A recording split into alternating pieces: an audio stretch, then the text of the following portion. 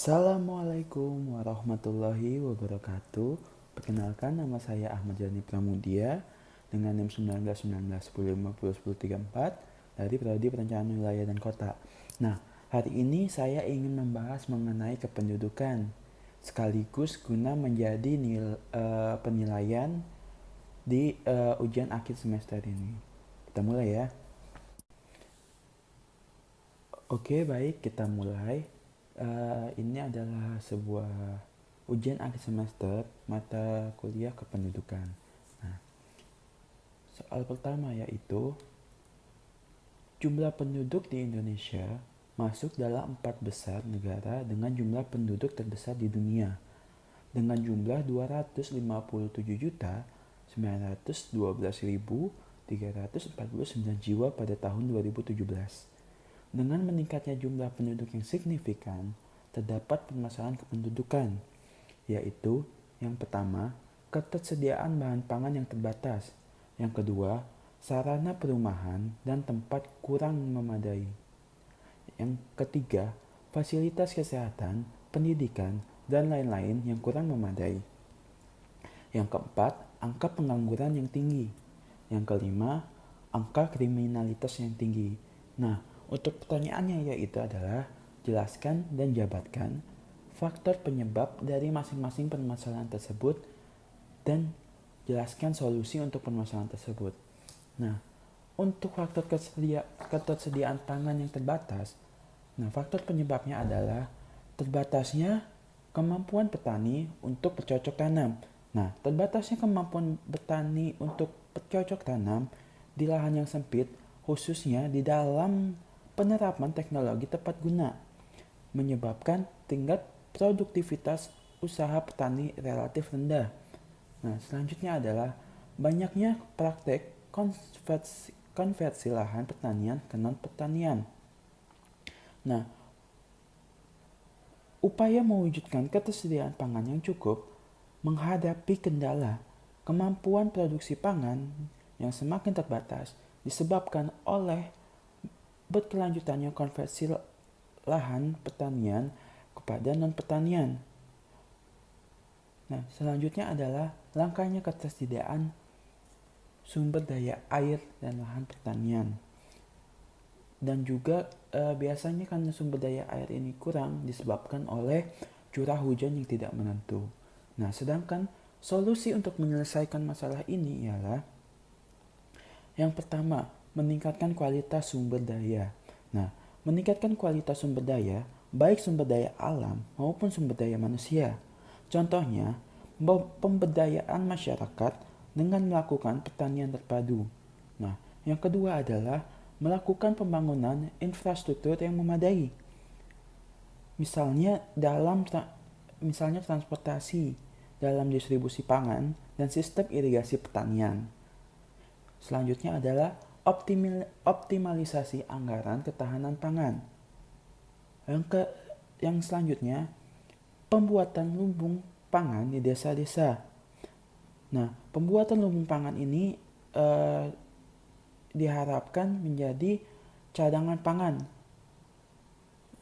yang dapat dikembangkan secara terus-menerus. Nah, selanjutnya adalah sarana perumahan dan tempat tinggal yang kurang memadai. Yang pertama, faktor penyebabnya itu adalah pertumbuhan kota yang tinggi dan tidak diimbangi oleh tingkat pendapatan yang cukup. Selanjutnya ialah keterlambatan pemerintah dalam merencanakan dan membangun prasarana pada pemukiman yang baru berkembang. Nah,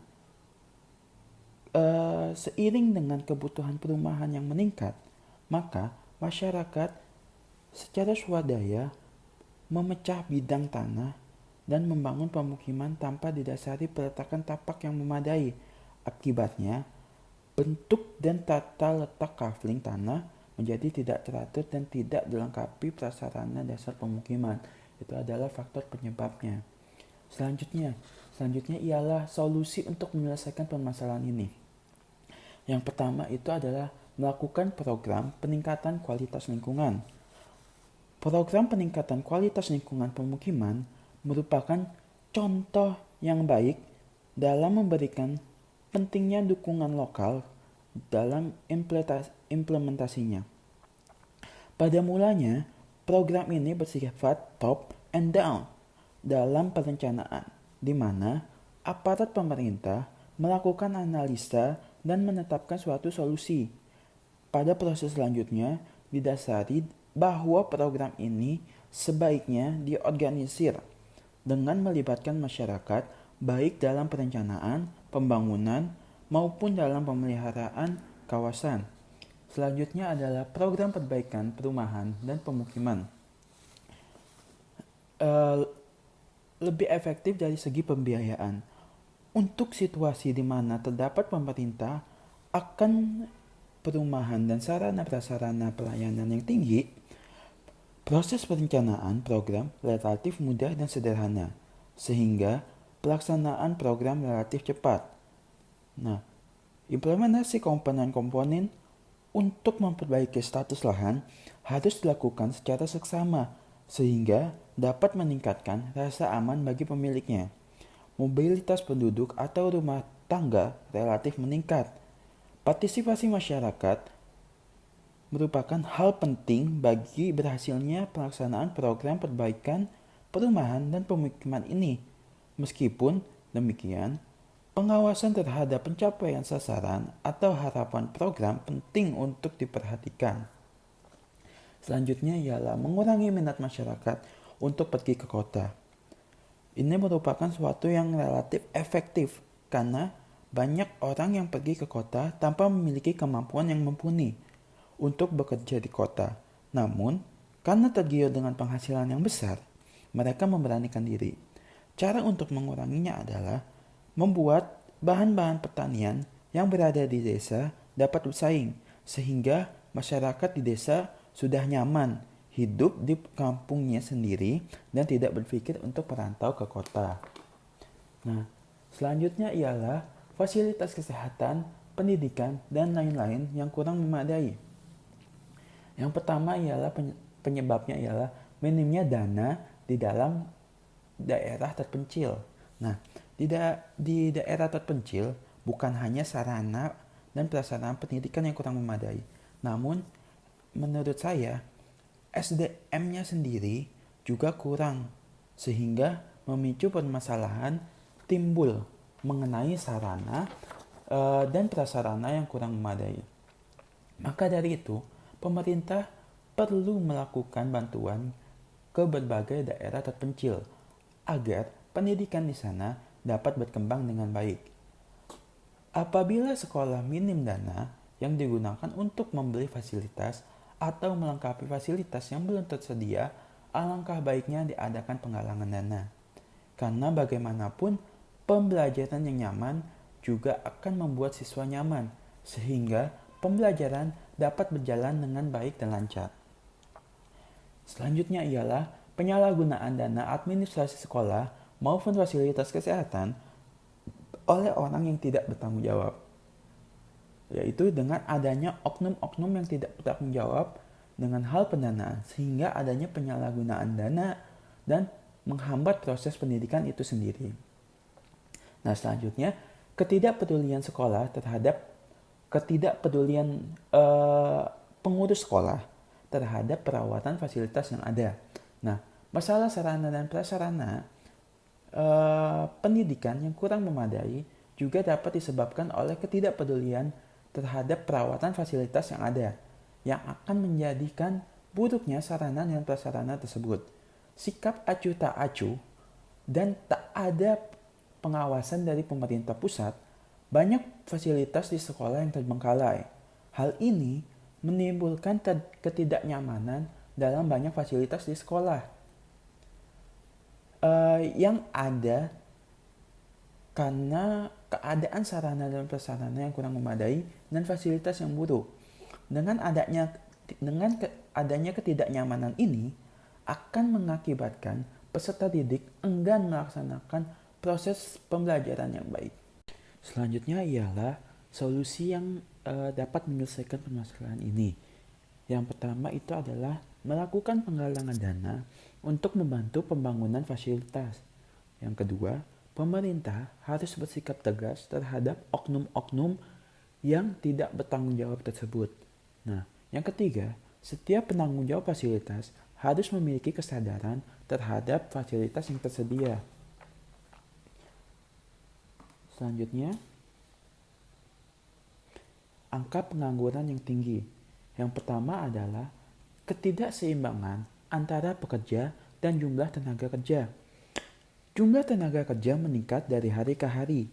Bahkan, mahasiswa lulusan magister pun semakin sulit untuk memiliki pekerjaan karena jumlah pekerjaan yang tersedia semakin sedikit.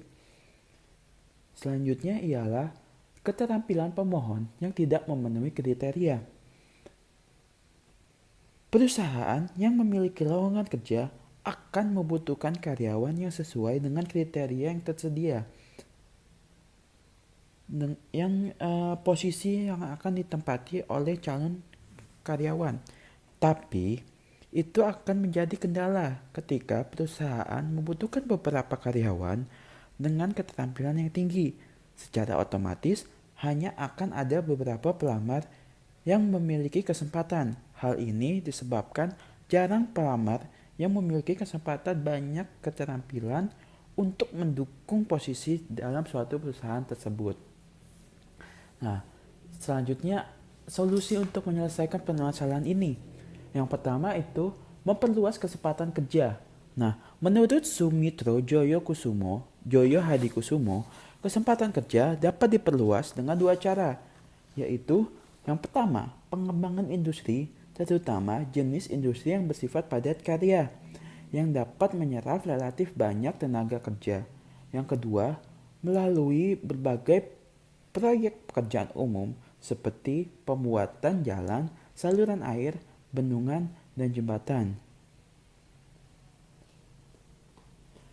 Nah, yang kedua ialah meningkatkan kualitas kerja dari tenaga kerja yang ada, sehingga tenaga kerja tersebut dapat menyesuaikan diri dengan tuntunan keadaan.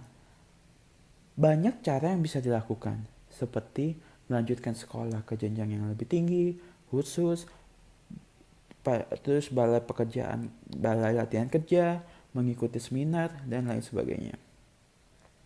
Untuk itu perlu diutamakan antara lain sebagai berikut, yaitu meningkatkan mutu pendidikan, meningkatkan latihan kerja untuk memenuhi kebutuhan keterampilan sesuai dengan tuntunan industri modern. Yang ketiga, meningkatkan dan mendorong kewirausahaan. Yang keempat, mendorong keterbukaan kesempatan usaha-usaha informal. Selanjutnya, meningkatkan pembangunan dengan sistem padat karya. Yang keenam, membuka kesempatan kerja untuk ke luar negeri. Nah, untuk selanjutnya ialah angka kriminalitas yang tinggi. Faktor penyebabnya ialah kondisi sosial yang terdapat di masyarakat. Kondisi sosial yang beragam dapat memicu terjadinya kriminalitas. Hal ini dikarenakan salah satu faktornya yaitu pengangguran, kemiskinan yang menyebabkan seseorang melakukan suatu tindakan kriminal demi menyambung hidup. Selanjutnya ialah adanya kesenjangan sosial. Kesenjangan sosial merupakan salah satu penyebab utama terjadinya kriminalitas di negeri ini. Bagaimana tidak?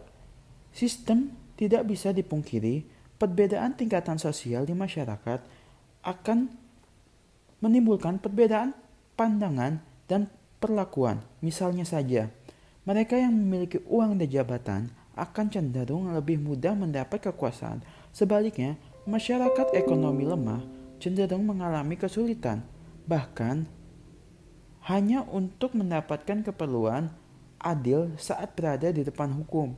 Perbedaan perlakuan karena kesenjangan sosial ini tentu dapat memicu tindakan kriminalitas.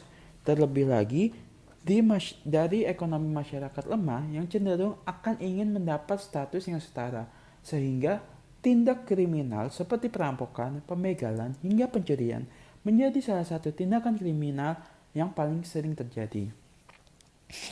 Selanjutnya ialah adanya faktor ekonomi. Ekonomi menjadi salah satu faktor pemicu munculnya tindak kriminalitas. Masyarakat ekonomi lemah cenderung sering terlibat tindak kejahatan, mulai dari pencurian, penjamretan, pencopetan, bahkan perampokan. Tentu, motifnya tidak lain adalah karena masalah ekonomi. Apalagi dengan semakin meningkatnya kebutuhan ekonomi yang tinggi, semakin banyak pelaku kejahatan demi mencukupi kebutuhan hidupnya. Nah, selanjutnya ialah soal kedua. Dinamika kependudukan merupakan perubahan jumlah penduduk yang dipengaruhi oleh faktor kelahiran, kematian, dan migrasi. Di mana formulanya ialah fertilitas, mortalitas, migrasi masuk, migrasi keluar. Dinamika penduduk juga memiliki keterkaitan dengan tingkat pertumbuhan ekonomi di suatu negara, di mana formulanya adalah investasi, komunikasi, ditambah ekspor dikurang import. Pertanyaannya adalah, jelaskan keterkaitan antara formula dinamika pertumbuhan penduduk dan pertumbuhan ekonomi pada setiap komponen-komponennya. Ekonomi kependudukan ialah ilmu yang menganalisis dinamika kependudukan dengan menggunakan teori pendekatan alat analisis ekonomi. Pengertian dinamika penduduk mencakup perubahan jumlah, struktur, dan persebaran penduduk yang diakibatkan oleh variabel fertilitas, mobilitas, dan mortalitas. Nah, penduduk tidak hanya sebagai bagian pasif dari analisis ekonomi, melainkan sebagai subjek yang dikaji. Dengan menggunakan peralatan ekonomi, dalam pengertian ini, ekonomi kependudukan menganalisis dinamika penduduk dengan menggunakan peralatan ekonomi. Misalnya, kajian fertilitas melalui analisis permintaan dan penawaran dengan pemanfaatan diantaranya konsep ekonomi tentang marginal utility dan marginal cost. Misalnya juga, kajian mortalitas dengan kajian ekonomi kesehatan juga memanfaatkan konsep benefit cost and cost ratio. Selanjutnya ialah pertanyaan jumlah penduduk Indonesia dari hasil sensus penduduk pada tahun 1990 yaitu sebanyak 147,5 juta jiwa. Sensus pada tahun 2000 sebesar 179,3 juta jiwa. Tingkat pertumbuhan penduduk dihitung rasionya ialah 1,97%. Nah, pertanyaan adalah, hitung penduduk di Indonesia pada tahun 2010 dan 2020 dengan menggunakan metode perhitungan aritmatik yaitu PT sama dengan PO dalam kurung 1 plus RT dan geometrik yaitu PT sama dengan PO dalam kurung 1 plus R pangkat T. Nah, untuk jawabannya ialah pertama kita mencari rasio untuk menentukannya. Nah, rasio itu adalah PT per PO pangkat 1 per T dikurang min 1. Nah, di sini N-nya itu sudah diketahui yaitu 1,97. Seperti ini, 1,97%. Nah, selanjutnya kita tinggal menghitung aritmatika dan geometriknya. Aritmatika dengan rumus PT sama dengan PO 1 plus RT dan geometrik PT sama dengan PO 1 plus R pangkat T. Nah, PN di sini ialah PT di sini ialah jumlah penduduk pada tahun yang diproyeksikan. PO adalah jumlah penduduk tahun dasar. R adalah pertumbuhan penduduk dan T adalah periode antara tahun dasar dengan tahun N. Nah, di sini diketahui bahwa PO sama dengan 179,3. Kenapa saya mengambil PO 179,3? Karena itu merupakan hasil terupdate, yaitu pada tahun 2000. Kita tidak lagi menggunakan pada tahun 1990. Nah, tahun 1990 itu digunakan ketika kita mencari rasio atau R. Nah, sedangkan di sini R tersebut sudah diketahui yaitu 1,97. Nah, T kita hitung dari tahun 2020. Yaitu kalau kita nyari untuk tahun 2010 itu sebesar 10 tahun. Sedangkan pada tahun 2020 itu dengan jarak T-nya 20 tahun.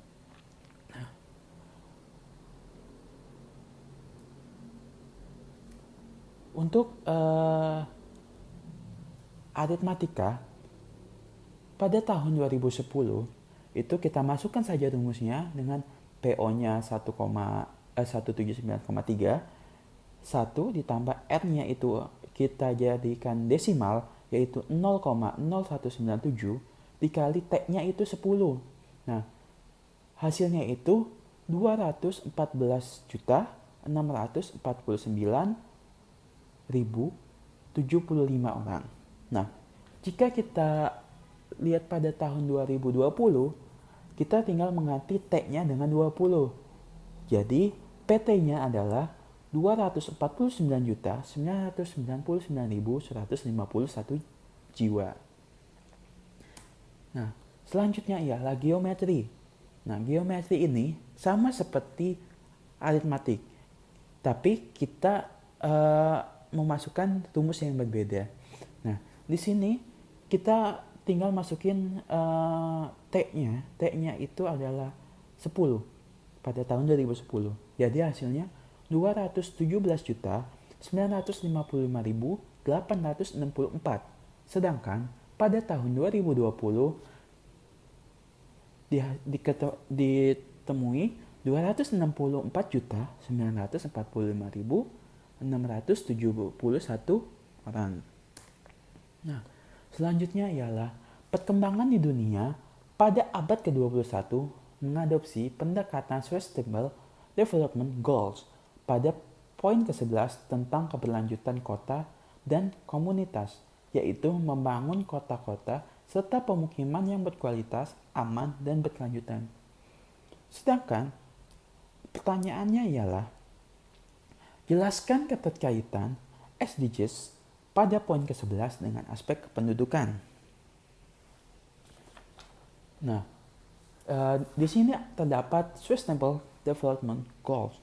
SDGs merupakan sebuah program pembangunan berkelanjutan di mana di dalam terdapat 17 tujuan dengan 169 target yang terukur dengan jangka waktu yang ditentukan. SDGs adalah agenda pembangunan dunia yang bertujuan untuk kesejahteraan manusia di planet bumi. SDGs ini diterbitkan pada tanggal 21 Oktober 2015, menggantikan program sebelumnya yaitu MDGs atau Millennium Development Goals sebagai tujuan pembangunan bersama pada tahun 2030 yang disepakati oleh banyak negara dalam Forum Resolusi Perserikatan Bangsa-Bangsa atau PBB. Nah, di sini kita dapat lihat poin ke-11 yaitu Make City Inclusive, Safe, Resilient, and Sustainable. Adalah tujuan SDGs yang terfokus pada penanganan tantangan perkotaan dalam menciptakan kesempatan dan kemakmuran tanpa menghabiskan lahan dan sumber daya. Pada tahun 2030, ditargetkan akan tercapai poin-poin sebagai berikut. Yang pertama, akses perumahan layak bagi semua, aman, dan terjangkau.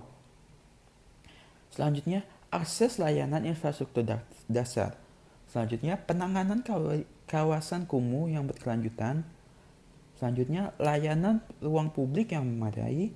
Selanjutnya, pengolahan urbanisasi sebagai bagian dari perencanaan pemukiman perkotaan.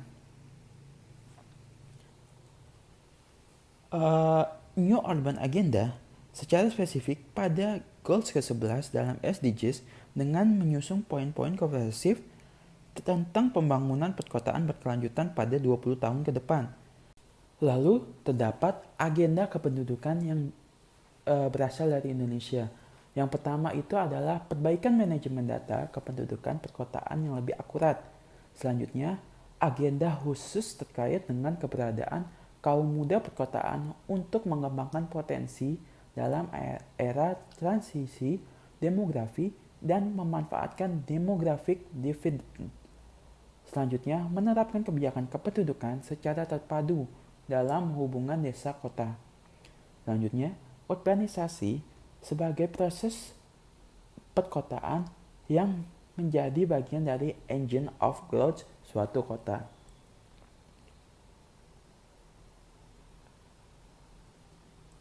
Sekian presentasi dari saya.